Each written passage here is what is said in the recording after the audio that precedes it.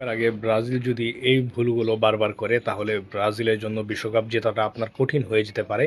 Group স্টেজেও অনেক কঠিন কিছু হয়ে যেতে পারে এবং দুর্ঘটনাও ঘটতে পারে। তো কি সেগুলো চলুন বিস্তারিত আলোচনা করি। দেখেন ব্রাজিলের যে সমস্যা ব্যাক পাস আপনারা আগে পরে অনেকেই দেখেছেন যে আপনার ব্যাক পাস দিতে গিয়ে ব্রাজিল গোল খেয়েছে। আপনার এলিসন বেকারকে আপনার ব্যাক পাস দিয়েছে, এলিসন বেকার সেখান থেকে গোল খেয়ে ফেলেছে। এখন কালকে যে কাজটা হয়েছে আপনার মার্কিনোস যে ব্যাক পাসটা দিয়েছে সে দেখেছে পিছনে প্লেয়ার আছে, তারপরেও তার ব্যাক পাসটাতে ওই লেভেলের কোনো জোরই ছিল না। এই যে ব্রাজিল ব্যাক পাসে যে গোলগুলো খেয়েছে আপনারা যদি হিসাব করেন সেখানে আপনার ৬-৭টার মতো ব্যাক পাসে তারা গোল খেয়েছে, আপনি হিসাব করতে পারবেন।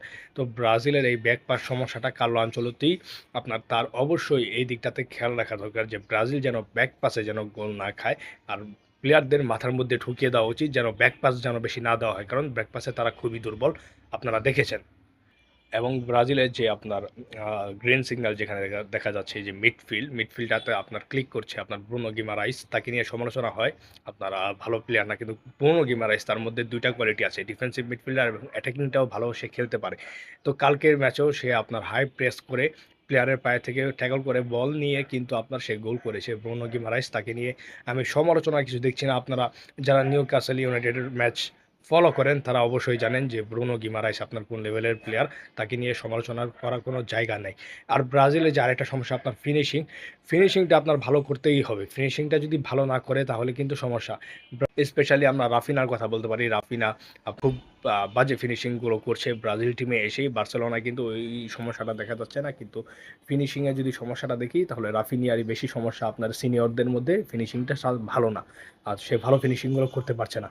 তারপর ইগোর থিয়াগো কিন্তু কালকে অনেকগুলো চান্স পেয়েছে কিন্তু গোলে কনভার্ট করতে পারেনি। ইগোর থিয়াগো কিন্তু খুব ভালো লেভেলের একটা স্ট্রাইকার, আপনার যে ম্যাচের যে কোনো মোমেন্টে সে গোল করতে পারে, সে চান্সগুলো ক্রিয়েট করতে পারে, সে